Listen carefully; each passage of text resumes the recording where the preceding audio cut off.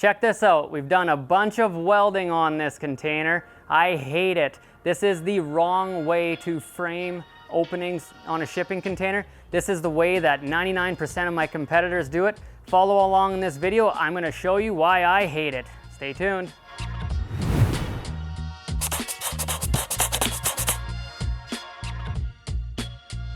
Hi, I'm �𝐚𝐭𝐜, the container guy.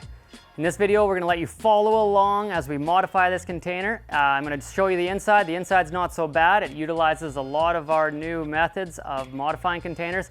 But first, I'm going to show you the outside and these frames here and how we've done them and why I don't like them. So this here is framed openings with 2x3 rec tubing. And so we've taken 2x3 tubing, we've mitered the corners, welded them together, cut the openings, 6 inches bigger than the rough opening, and then welded this in all the way around. And so now, at least here, the guys finally taped off a nice straight line, but in other areas they didn't.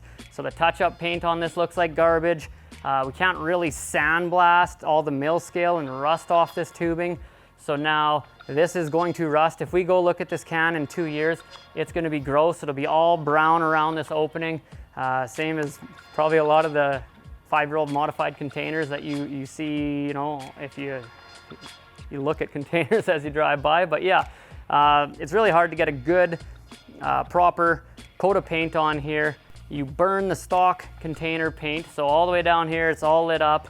The zinc coating that's on there from factory is an amazing coating. It's applied properly, it's dried properly, but now that it's burnt and we've went over it with potentially a latex paint, and a zinc primer, it's still not going to be the same, and it will rust ahead of time. And so we've done some welding here on these frames. I guess we did have to do a little bit of welding up on the roof because this customer is an HVAC contractor, and they're going to be putting huge condenser units on here, and they need to distribute that weight downwards. And so they provided us that design, they provided us that spec. We've just welded it on for them.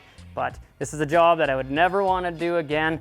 What we did tell the customer is we have frames like pretty much for this size of opening, and it takes potentially a week or two. Just our metal fabs contractors are, they're busy and they're behind. But no, they wanted it done right away, and so they wanted to go with this route. Well, it was probably 3-4 weeks before we actually got at this after all the changes and everything. We could have had these frames done with our method of laser cutting and bending steel, and then that would allow us a perfect vapor barrier. So if you can see right through this opening, and you can see the other frames that are on the end wall of this container, you can see that 2x3 tubing is also exposed on the inside. There's no spray foam on that. That's where the customer plans on mounting things to, but all winter long that's going to frost, condensate, and drip in this thing. And I really don't want to put my sticker on the side of this can. So let's jump in the inside and show you what that looks like, and then show you what we actually did right on this thing.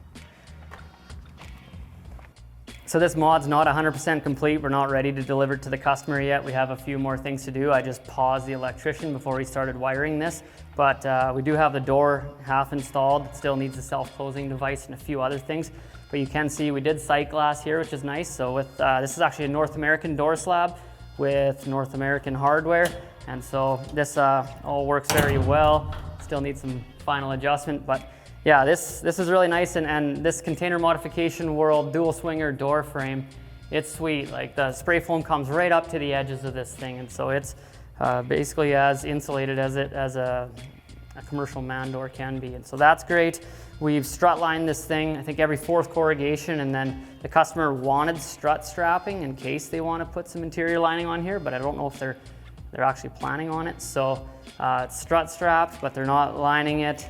So yeah, that's there. And as we continue down this can, you can see we've have additional strut channel and strut strapping, and then the very nice 2-inch �𝐚𝐭𝐜 approved 2-pound closed cell spray foam, which we use. And so that we use that on every job. We never veer away from spray foam. We never use fiberglass bad insulation. It's just bad, wrong, and evil in shipping containers, especially in Canada, where we're from. Another thing from being in Canada, it's plus 30 out right now. Myself and the film crew behind me are sweating, but looking at exposed steel like this, some people when they build container homes, they'll frame their windows out like this, And if you had a window sitting inside of here, this gives me shivers. This makes me cold looking at this, because in the wintertime, this is gonna be freezing, it's gonna be condensating, it's gonna be frosting.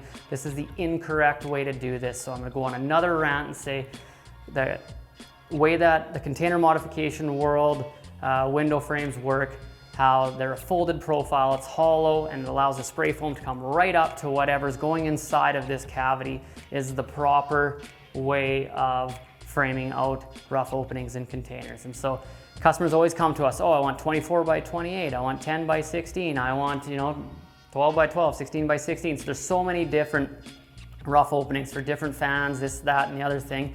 And a lot of times just because they're using different fans just to trying to achieve a certain airflow. And so I think what we're gonna try to do is just get framed openings for, 10, 12, 14, 16-inch exhaust fans and 10, 20, 30-inch intake dampers. And that's gonna allow a lot of these engineering companies and mechanical contractors just to pick from our selection and utilize our frames, and hopefully we can stock them so that we can avoid doing this, because this is a job that I never, ever, ever wanna do again. This, a lot of the reason why I only agreed to this, my sales staff said, whatever, let's just do it. But it's so because I knew I had a YouTube channel and I knew I could show you guys what not to do. And so here it is. I hope you've learned from this. I hope you don't do this. If you're gonna purchase a modified container from someone locally in your area, and you know that they're gonna do it this way, especially if you're from Canada, either reach out to us. We could probably even supply you a frame that